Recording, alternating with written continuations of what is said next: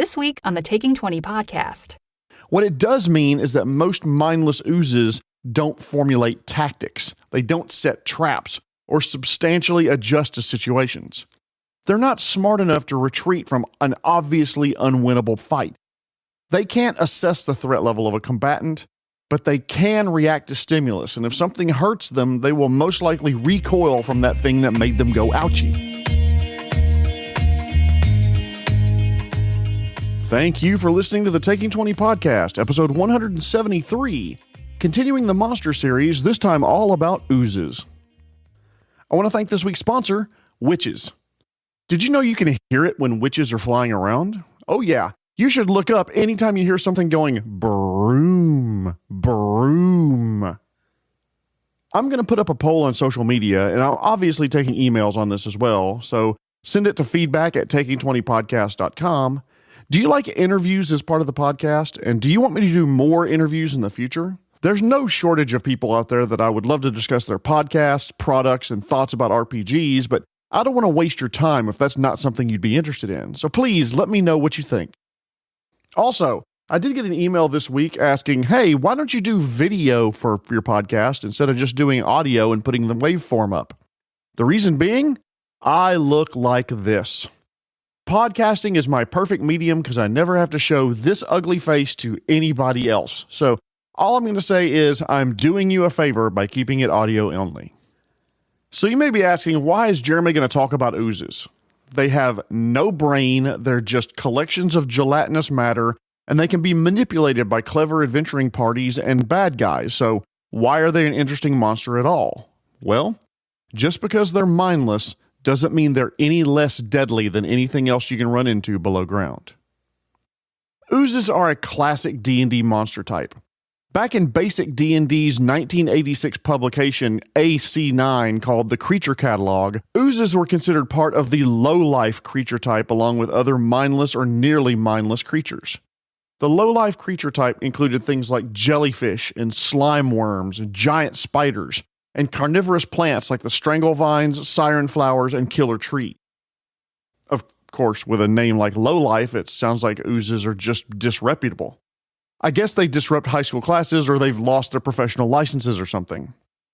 George Ooze may have lost his license to practice law, but he can advise you when you face legal troubles. Call 1-800-PUDDING. We work hard so you don't have to. Honey? Who the hell was that, and why does my microphone smell like vinegar? So oozes have been around a long time. They're a creature type in 5e, and all oozes have some common trait. They are semi-fluid, generally amorphous creatures. They can squish and flump and flop around, oozing under doors, through windows, cracks in the walls, and generally anywhere they want since so few places are completely air or watertight. The vast majority of oozes out there are acidic to a greater or lesser degree. The goo that makes up their bodies is capable of dissolving material over time. How long it takes depends on the acidity of the creature, the type of the material, and how long they're exposed to the ooze's acid. Gelatinous cubes, for example, generally only destroy organic material, leaving armor, weapons, bones undigested in its body. Meanwhile, the black pudding is acidic enough to dissolve organic material, wood, and even metal. DMs, my beloved DMs out there. Let me let you in on a great secret. Unless specific values are given in the creature's description, it can take as long or as short of a period of time to dissolve things as you'd like.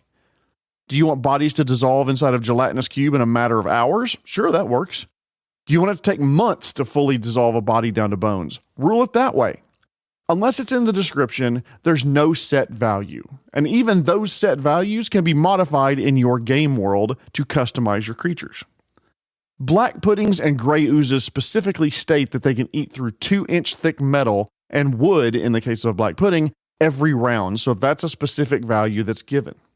For my rules lawyers out there, depending on your game system, yes, you could figure out the hardness of various materials on a dead body, how many hit points they all have, how resistant they are to acid damage, hint, generally not very, and do the math to determine how long it would take to dissolve a creature down to its bones and metal objects.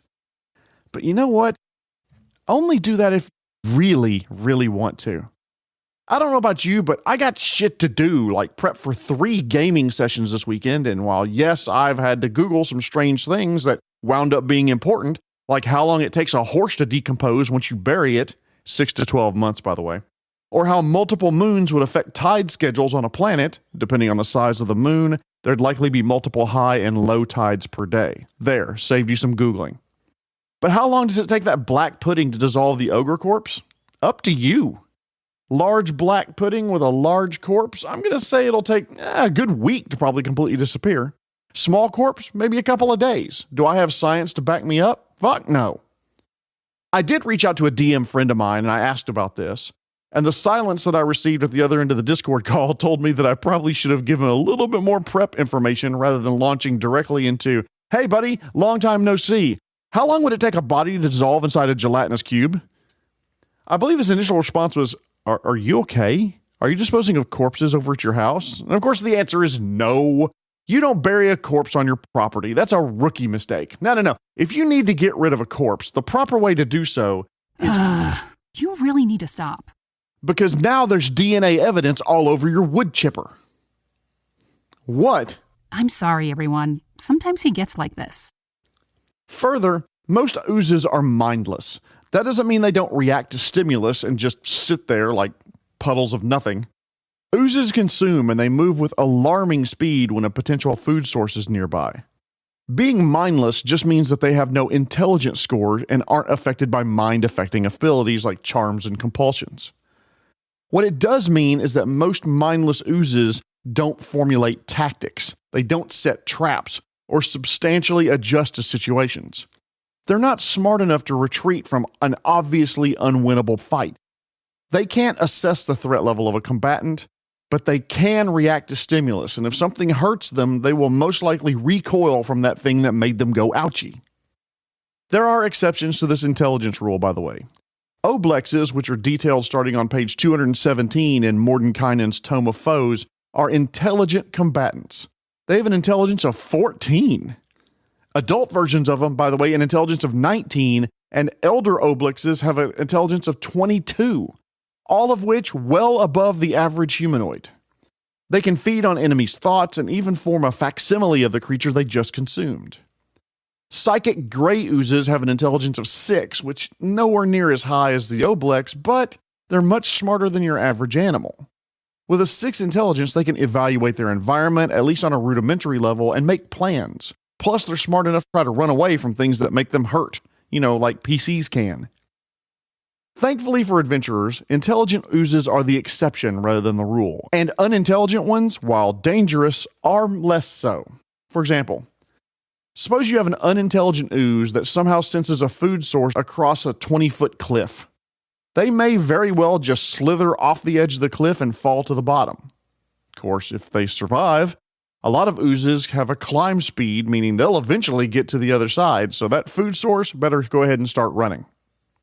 Most oozes also have no real discernible anatomy. They don't have soft or sensitive spots or critical organs or anything similar.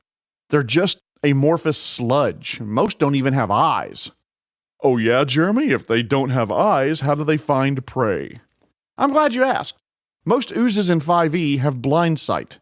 That means they can perceive their surroundings within a certain range without relying on sight as a sense to do so.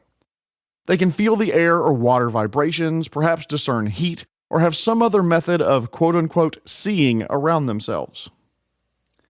Many oozes are amorphous, as I mentioned, and can squeeze through openings as small as 1 inch wide. Good luck sealing them behind a door because they can either squeeze through the gap, or as I mentioned, some of the oozes will just start dissolving the door and get through given enough time. A lot of oozes can blend in with their surroundings really, really well. The gray ooze is probably the best example. It has the same color as wet stone, so at first glance as you're walking down this hallway, it looks like a shallow puddle until you step in it, and it attacks you, and your boots and armor begin to dissolve from the acid, and ow, that's starting to hurt. I do want to call special attention to my favorite ooze, though, the gelatinous cube. Cubes are a nearly invisible cube-shaped creature that slither along dungeons looking for objects to consume. In 5e, they are minimally dangerous until you get engulfed by one, and then they are lethal. You start drowning while taking acid damage. They're difficult to escape, and anyone beside the cube who tries to help you out takes damage as well.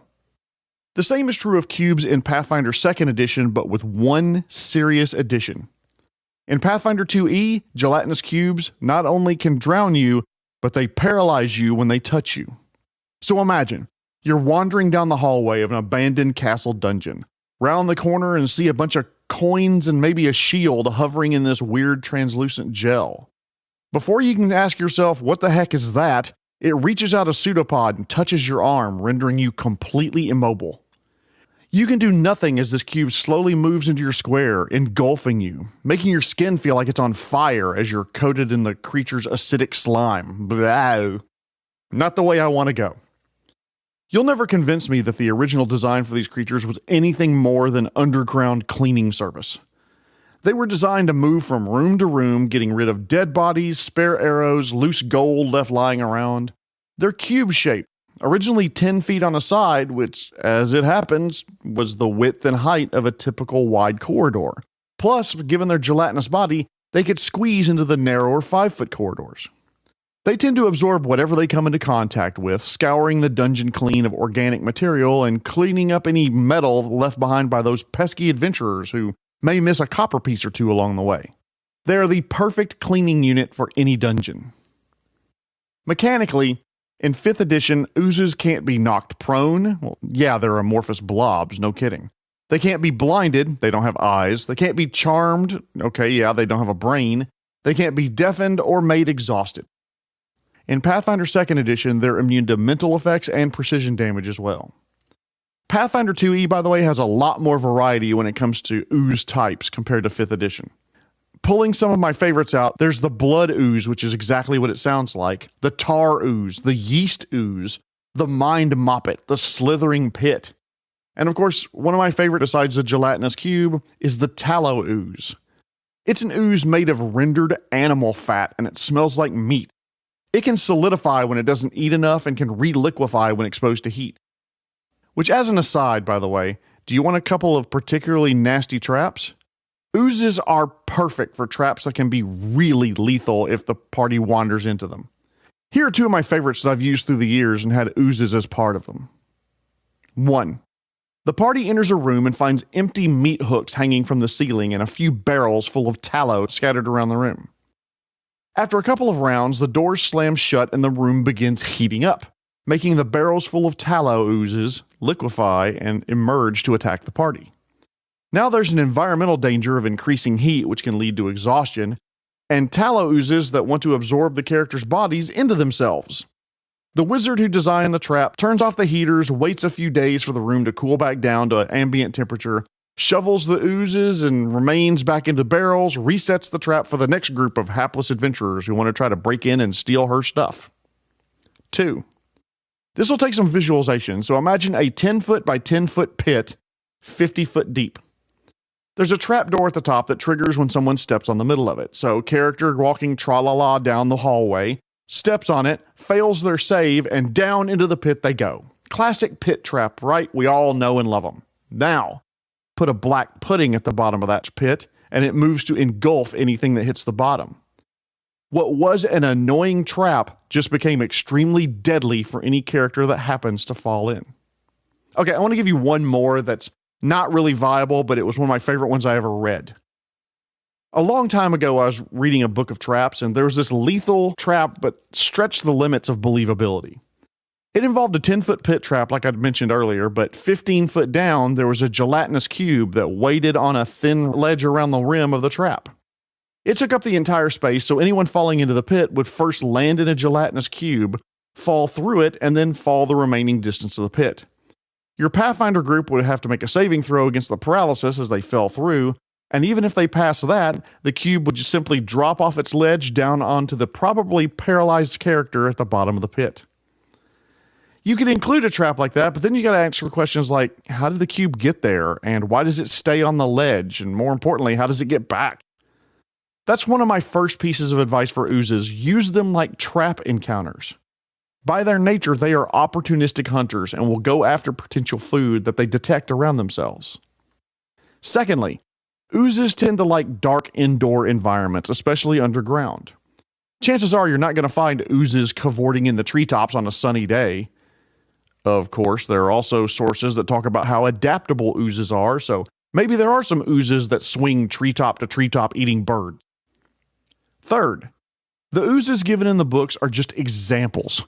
Do you want to make an ooze that consumes wood, looks like a rolling mass of bark, and can use this absorbed wood to send out cellulose bludgeoning attacks? Maybe that stun on a critical hit? Boy, that sounds fun as hell. Stat that monster up and send it after your party. Finally, a word of caution about oozes. Oozes, especially the ones that can consume wood and metal, tend to destroy weapons that are used against them. Gray oozes and black puddings in 5e explicitly state that melee weapons are damaged every time they strike an ooze. Metal weapons against gray oozes and either wood or metal weapons against black puddings take a cumulative -1 penalty to damage rolls, and if that ever reaches -5, the weapon's completely destroyed.